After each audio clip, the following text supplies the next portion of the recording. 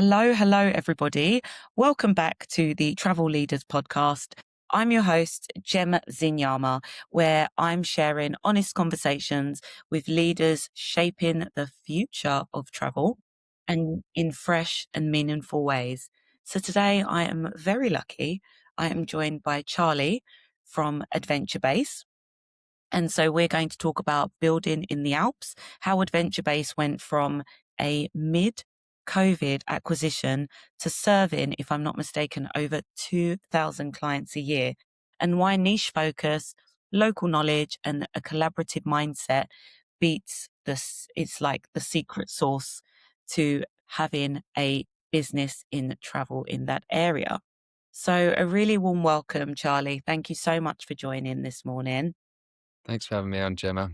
Brilliant. I've been really actually looking forward to this because you've built Adventure Base in 6 years? And I think it's a brilliant example of real focus in a crowded market.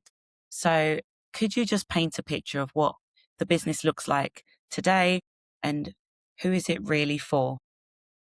Yeah, sure. The story of Adventure Base goes back further than the 6 years that Ollie and I have been running it. So it was actually founded in 2008 by a mountaineer or a couple of guides who focus in mountaineering, one called Guy and another one called Kenton Cool. So Kenton Cool, for those in the mountaineering world, will be familiar with the name. He's now summited Everest 20 times and he's a pretty prolific mountaineering persona. So he actually founded the company with Guy in 2008. And much like the guiding companies back then, they focused on mountaineering, ski touring, and a little bit of trekking. But really, it was the mountaineering and ski touring, which was their passions, and that's what they focused on. I think it's probably fair to say that their focus was on the guiding rather than the business part of the company.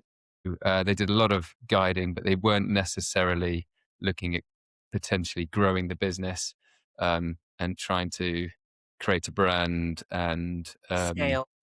scale. Exactly. Yeah. In 2020, both Ollie and I had actually worked for the company just as employees previously. We were chalet hosts and ski bums, whatever you want to call them, because the main office was based in Chamonix in France. And we both left. And anyway, in 2020, we and I joined forces, took over the company, and grew it to where we are today. We're now a team of 12. Yeah, we have 2,000 clients that come and stay with us in the Alps. We are specialists in the Alps, and we now do mountaineering, trekking, ski touring, and trail running, with the majority of clients trekking with us. And yeah, it's been quite the ride for the last 6 years. It all sounds, discussing it, reflecting over the last 6 years, it all sounds so clean and straightforward. But I can assure you, we've taken many a wrong turn, and I'm sure we'll continue to make those wrong turns moving forwards. But we have a better idea of who we are and what we want to be now. That's incredible. Can I also ask you, how did you and Ollie get to this decision? So walk me through that decision. Was it like a chat in the park or a FaceTime in COVID? When was the point when you said, mate, let's do this? Yeah. I don't know, to be honest, because before we took, there's a little subtext to us taking over the business in 2020. And by that stage, an accountant owned it, who knew both of us separately, but we didn't know each other. We'd crossed paths once. I know. And I do not recommend going into business with someone if you do not know them really well, but that's exactly what we did. He actually, the accountant deserves the credit. He said, you two are going to get on really well. You kind of complement each other from a skill set point of view. And he was absolutely right. I've said it a number of times, but I say it to my wife. He's the only person I will leave her for, because we get on so well, and he's such a good friend, and I've loved doing this with him, and we really do complement each other. So we got very lucky in that we both connect and have different strengths and weaknesses. Seems like the stars aligned, actually. It was a massive case of stars were aligned. Yeah. initially I came back to run the company with Ollie working within it, but I noticed quite quickly that he's a superstar and needs to be doing it with me. So that's when, a year later we kind of tidied it all up and became joint partners and all the other bits and pieces. So Yeah. Would you yeah, say, stars aligned. no, that's incredible. It's so, so rare that two strangers could Yeah, actually join in business and bring something to what it is today. So yeah, kudos to you. yeah. Thanks. Would you say was it a calculated risk, or did COVID actually create this opportunity for you? Yeah, both. I mean, when we took on the business, it was pre-COVID. So we shook hands, and 2 weeks later, COVID hit. So Right. Sorry. Yeah. yeah, no. So, but we were so small at that point. It was just the two of us, and we had the support of the original owner who helped us get through that tough year, 2 years. And in many ways, I mean, it was tough during the time, of course, cancellations, refunds, financial struggles, like most travel companies. But what it did give us is it gave us a lot of time to think about who we are, what we wanted to be, how we wanted to grow the company. So we had this unusual period where Ollie and I were new in this business together. We were new friends, new colleagues, and we could really craft where we thought we should be going with this company. I think a combination of the two. I think it was COVID presented Yeah. an opportunity we would never have tried to craft ourselves, but we had no choice. And in some ways, I think we're better off because of it. But again, I acknowledge we were lucky. We were small. I think if you fell in that mid tier of business, it was really hard. The big ones were fine because they had deep pockets. The small ones could perhaps struggle through because the overheads were low. If you're in the middle and timings were bad, I think you were extremely unlucky. But anyway, Yeah. I know. I hear exactly what you're saying there. yeah, What else? I would probably love to ask, what does becoming the leading Alps adventure operator mean in practice? So I don't actually have any experience in that area. So for someone who's new like me, yeah, yeah.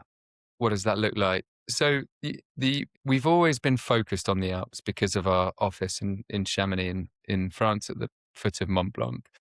And we've all lived out there. So most of the team either live there now or have lived there in the past. So we know that region really well. And a lot of our trips have been based around that region. Over the last 6 years, we've experimented with different trips. So we've gone to the Himalayas and tried to sell trips there.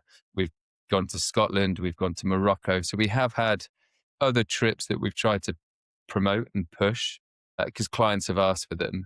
But we always came back to the same issue, which is what is our identity and how can we be better than anyone else in our space? And we decided that given selling their trips in the Himalayas, we're just selling what everyone else sells. And we can't influence it as much as we'd want to be able to really differentiate ourselves. So where we thought we could win and be the best is on our home turf, which is the Alps.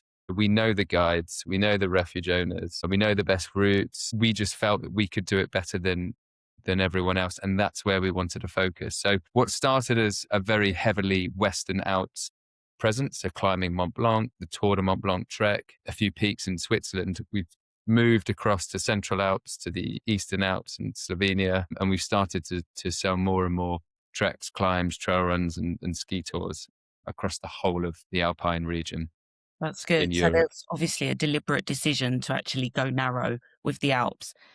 Yeah. And that does take confidence, because when you are running a business and maybe trying to look at the numbers, etc., but it sounds that eventually you just stay true to your identity. Yeah. I mean, it's again, in hindsight, it's really easy to paint a clear picture of which route you should go. But you're right. It was a difficult decision. We were making money in the Himalayas. We just didn't think we could do it any better. We're just another operator selling another Everest base camp trek.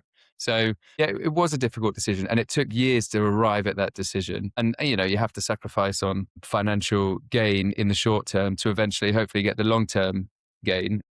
But yeah, it certainly feels like the right decision now, and we're building the business around that. Now, there's nothing to say that we might get to a point and go, do you know what? We feel like we're at capacity in the Alps. Let's move to a different region. but we feel we're a way off that yet. Yeah. So always open to pivot in the future, but stay in where you're aligned for now.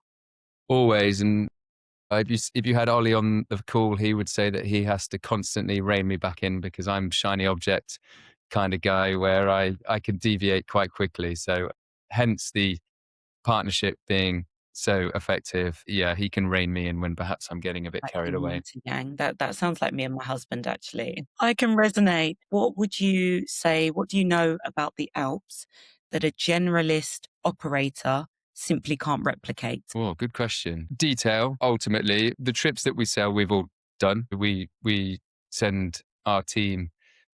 Beth was, I think, our second ever hire, and she's done every single role with us. She's done the sales role, she's done an operations role, she's done customer service roles, and she's finally landed herself in product development. So Beth, we think, has the best job in the company because she gets to go on all these trips, recce them, walk the paths, work out where the water fountains are, work out where the restaurants, the good refuges are for lunch. And I think it's that level of detail that's allows us to deliver accurate trips rather than trying to find it online and piece it together. And then the second one is relationships.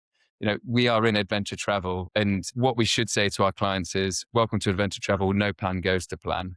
Whatever your trip is going to be is going to change. So I think we're very good at reacting. And because we have good relationships with suppliers, we're able to switch a day up, move to a different refuge, navigate weather, navigate trail closures, and continue your adventure holiday, albeit with a slight change to itinerary. So relationships and detail, I think, that's in good Yeah. stead. And that also builds trust. I know for sure if I trust a supplier or anybody that we use, I will pick that and go back with that same person. I do Yeah. think we are in a authentic and trust era for sure. Yeah, I agree with you. We spend a lot of time on the website trying to demonstrate trust and try and humanize the brand, demonstrate we're from Chamonix or we live in Chamonix, we know the guides personally. So yeah, a lot of our marketing efforts are based around that notion. No, How would that shape how you think about competition based on that data? yeah, so ATO it's the Association of Independent Tour Operators. Okay. And so it's effectively a group of owners who own tour operators in various different spaces. It might be safari, it might be adventure travel, it might be city breaks, and they tend to be small to mid-sized companies. And you have to apply to be part of ATO, so you have to be of a certain standard company based on reviews, based on financial stability, other bits and pieces. And then you get to be part of, I don't know, this club, perhaps. And once a quarter, everybody meets up and discusses industry news, but also shares issues, problems, solutions with one another. And I'm a firm believer in collaborative discussions and collaborative thinking, even with some of your competition, because I feel there's enough clients out there, there's enough people who want to do these trips that you don't have to, you don't have to, You don't have to trample on each other yeah, kind of, or exactly. tactics Yeah, to win. Yeah, that I remember there was an era where people would pit themselves off against each other as if to say why I'm the best, but actually, like I say, collaboration over competition these days. But exactly. Yeah, and exactly. the lack of gatekeeping as well it can help everybody grow. I think it's that, and the point I'm trying to get to with ATO, which you raised was no, your it was your initial question was they did a study at ATO because we all thought, well, look, from a competition point of view, are we all shopping in the same pond? Doesn't work. Are we all fishing in the same pond? And they took everybody's client database and they then compared where if there were overlaps between one company and another company. And it was something crazy, something like 2% of everyone's databases, individuals, clients had gone with two separate operators. So a tiny percentage had crossed over into different operators, which kind of confirms our theory, which is there's plenty of people that you can share war stories, you can share solutions. And ATO has been giving Ato a bit of a plug here, but I think it's been a big game changer for us as a company, because you can, and not just that, running companies, any company, whatever industry, can feel a bit lonely sometimes, and you're constantly questioning whether you're making the right decision. And just being able to speak to other owners about, I'm struggling with this, or should I be feeling this way, or it's really helpful. So it's been a great addition to what we do, joining an association like ATO. That's great. Thank you. Thanks for sharing that. And what about how do mountaineering, ski touring, trail running, and trekking complement each other as a product range? Oh, good question. Other than the fact we all love doing all of them, and then it's not a great business strategy, just throwing up trips we want to do. But every now and then we sneak one on just so we can get the recce under our belt. But I think, to be completely honest, and something we discovered and perhaps didn't think was the case when we first started, mountaineers, trekkers, ski tourers, and trail runners don't necessarily cross over. They're your own. A trekker won't necessarily then become a mountaineer. A trail runner won't necessarily become a trekker, and ski tourers are their own group, because it's so niche. You've got to be able to ski, you've got to be fit, you've got to be able to ski tour. So it's quite a niche audience. So they don't actually cross over too much. Where they do complement each other is operationally, there are a lot of similarities. Trail running and trekking often use the same trails, and therefore they're using the same hotels or refuges. They're using the same guides. They're using the same lunch spots. So operationally, they complement each other really nicely. And that's where those relationships come in. From a client crossover perspective, we don't see a huge crossover of our clients tackling the different categories. Okay. And so you've gone from a two partners, you and Yep. Ollie, to a 12-person team with around 2,000 clients a year. Still blows my mind. That's real growth. What's Mm. driven it? And could I ask what's actually been the hardest to scale? What's driven it? Well, luck is one element, or timing. Post-COVID, COVID was rubbish, but post-COVID, it was great. Everybody wanted to leave the country, and yeah, Europe felt like a safe destination, and therefore we definitely benefited from that post-COVID boom. We focused heavily on softening our brand. We were very mountaineering heavy, with an original founder, Kenton Call, who's summited Everest 20 times. You'd consider that hard adventure, whereas trekking is considered soft adventure. So we've spent a lot of time focusing on soft adventure and creating more trekking products. We now have a North American clientele audience, and through word of mouth, that's increased year on year. So, and we've done more and more within the marketing space. We've tried to create an identity. We've tried to create partnerships. We try so hard. The best thing we can do, really, there's three things we ask our team to say to clients when they ask why us. And one of them is, don't take our word for it. So we direct them to our reviews, and really delivering great trips helps sell, or helps with any sort of growth, because, there's a lot of competition out there, and ultimately clients, especially North American clients who have such limited travel time, are looking for the best possible operator to take them on that trip. And our reviews massively help that. So I wouldn't say there's been one single driving growth force. I'd say it's a number of things, but softening the brand and focusing on trekking's really helped with that That's growth. brilliant. And how do you maintain the quality and guide expertise as the team grows? Yeah. So we've moved into self-guided trekking, which obviously doesn't require guides. So we, although we've grown from 2 to 12 and up to 2,000 clients, we haven't needed to grow our guide roster at quite the same rate. But Ollie deals with the guide relationships. Ollie's brilliant. He's got great relationships with the guides. He's really well respected.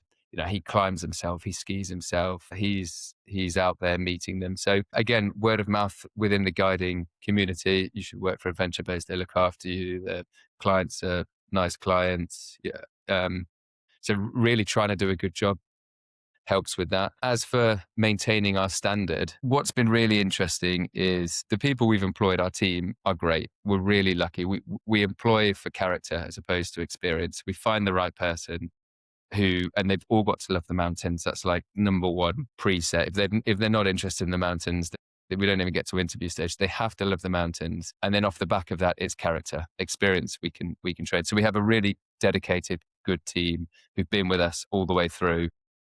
But the point I'm trying to get to is the thing we're just starting to realize is systems and processes now with the size we are creaking. And we've spent the last year updating, refreshing, changing, bringing in new software. So it's this back end system that kind of needs to grow. We've gone from toddler to whatever we're now, child. Yeah. And then we'll probably hopefully get to teenager and eventually the adult. So we're kind of going through this journey and we have to change the systems and the processes. And that's tiring and time consuming. And, it's not what any of us love doing because we want to be in the mountains but it's required for the business. So, Yeah. can't remember what your question was, but No, there's that's probably something in okay. there. I like listening. Actually, I've found some of the same, just with the speed at which the world is now moving and having to keep up with the pivot with constant changes. And that's just in my daily life. So I can only imagine what it means for an actual business to look at what they've been doing historically and say, okay, look, we surely can make this more efficient, or we're going to have to move in that direction, but seeing what's worth it and what's not. So, I know I do hear what you're saying there. I was thinking about something that you said that actually really resonated with me. And you said that travel is a genuinely collaborative industry. And that's not always how business is framed. So where does that mindset come from? And has it actually helped you build Adventure Base? I mean, yes. The answer to your second part of the question is, has it helped build Adventure Bases? Absolutely, yes. I've had many a coffee with operators who are further down the line than we are, who are happy to point me in the right direction and provide advice or contacts. So yes is the answer. Why is travel so collaborative? I don't know.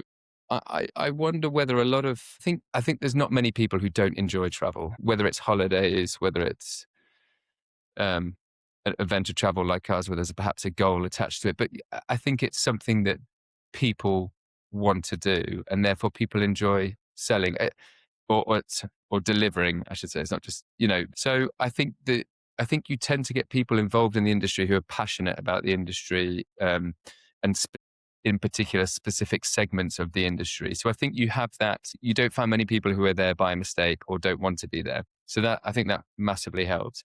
I think it's a massively fragmented industry as well.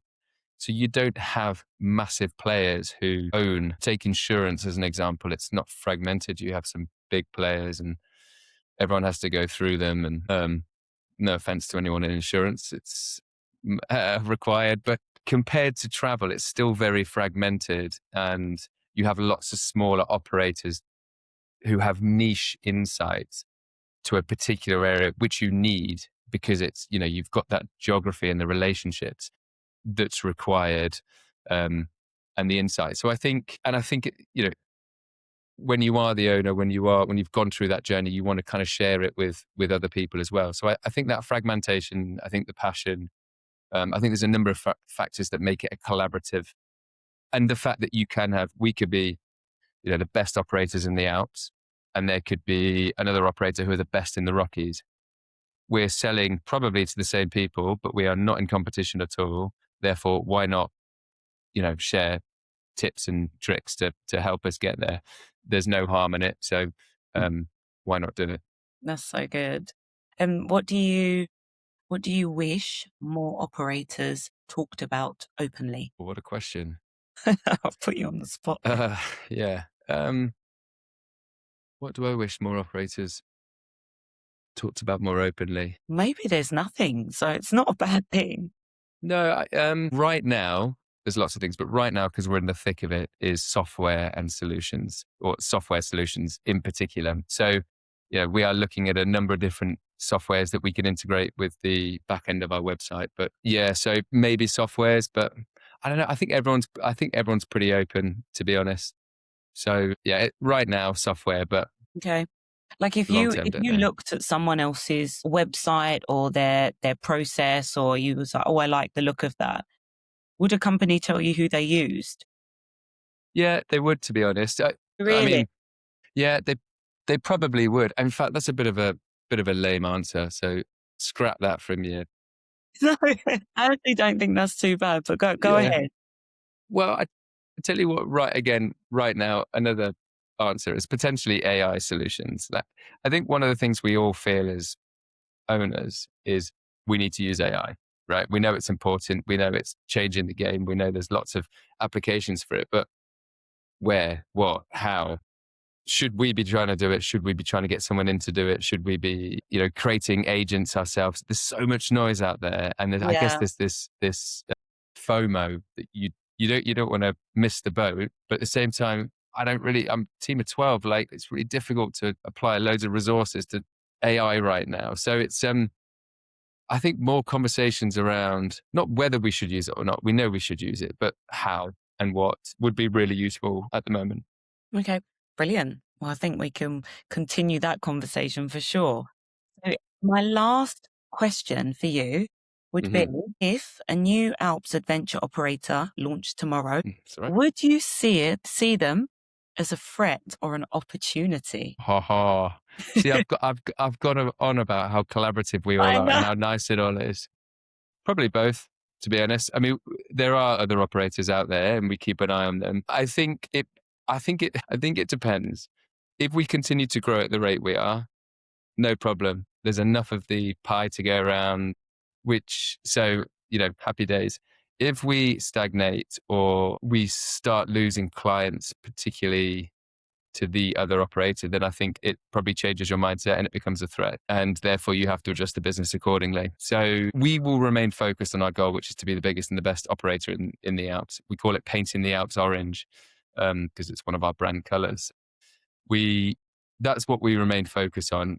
We have no intention of stamping on others in order to achieve that. We feel there's enough out there to, if we do our job well and correctly, we compete less and we put our heads above Yeah. the parapet. So You laser focused.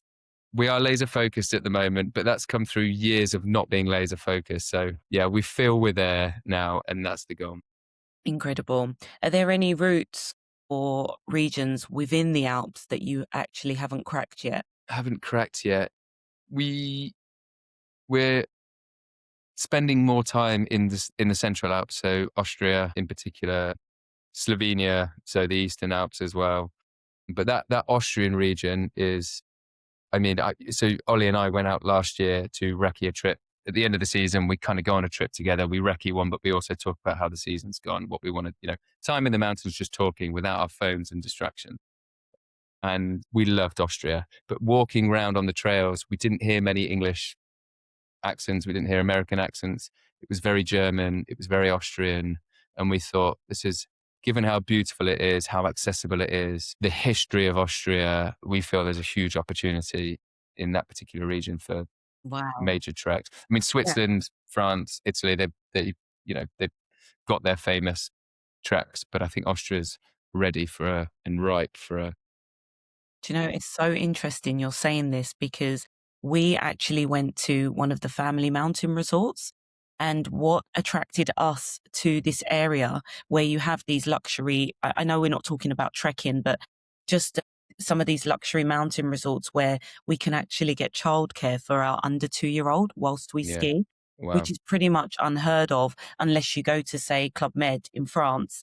So we've started to get into that area. And across the last year, I've mapped and marked every single resort, summer or ski season, that actually assists childcare for 3 and younger, because this is a lot where people sort of struggle to sort of get a little bit of downtime, but Yeah, also be able to have, time with their children where it has all of the facilities.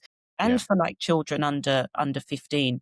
And I found Austria is 100% our sweet spot. We're considering going there for a week in July. it's not cheap by any means, but No. what they offer in terms of a one-stop shop for families, children to be able to, they arrange small treks from the hotel to go Yeah. out, but it is mostly based around everybody being able to leave well rested.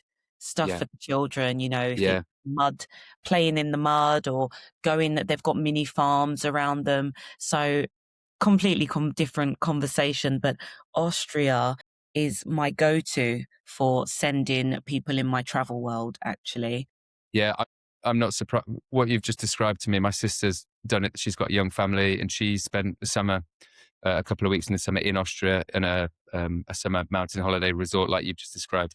I think the other thing, you're touching on two things there. I think the region itself is a bit untouched, but I think UK clients are so, we've been so conditioned to think the Alps is ski, it's winter. We're just going to go skiing. But the Alps in the summer with families is better. It's skiing, and look, I'm saying this as someone who loves skiing, that's his favorite sport.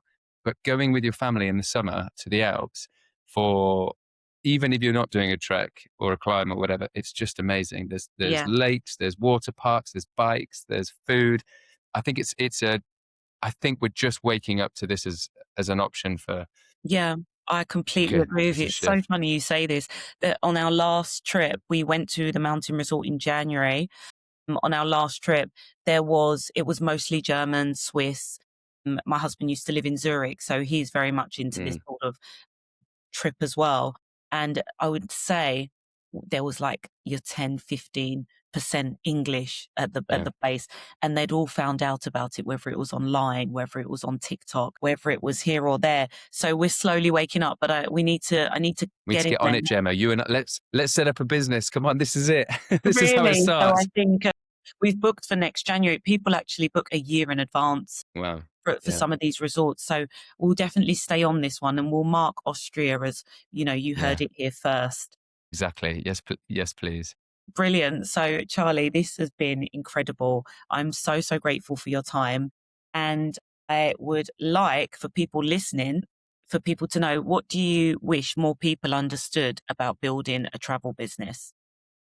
I wish that more people understood that it's fun. I mean, it's stressful as well. Don't, you can't take that away, but it is one of our favorite values in the company is serious fun. We sell serious fun and we try and operate in a serious fun way. So it's a lot of fun working in travel because you're dealing with people's holidays and free time and you're creating memories for them. You're part of, it matters, right? That you hope that they tell stories to their grandchildren of when they climbed Mont Blanc, and you're a part of that story. So I think it's a lovely thing to be involved in. It's good for the soul. It's good for us as society.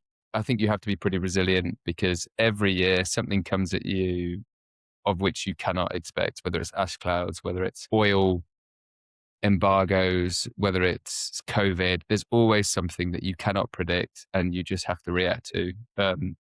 So resilient, but a lot of fun. But if you are thinking about setting up a operation or a tour operator, don't do it in the Alps because that's our territory for now. Well, thank you for being so open about the realities of having the business, not just the highlights. Adventure Base has really got a genuinely impressive story. And I've really enjoyed learning Mm. more about an area that I'm not super knowledgeable about. So for anyone listening who wants to find out more, where is the best place for them to go to? Yeah, just jump online to our website, which is adventurebase.com, or find us on any of the social channels using the business name Adventure Base, and just reach out to us. It's all on the website, but if you want to have a chat, like I say, we send all our team on trips every year, so they've all done it and they'll all talk about it passionately. And yeah, just get in touch and hopefully we can get you out in the Alps. That's brilliant. Charlie, thank you so much for your time. I would love to be able to follow up with you and maybe talk a little bit more about AI, if that's okay. Mm-hmm. So I have thought about a few things from our conversation that could potentially benefit. Mm-hmm. But yeah, just brilliant conversation. And thanks once again. Thanks, Gemma. Thank you.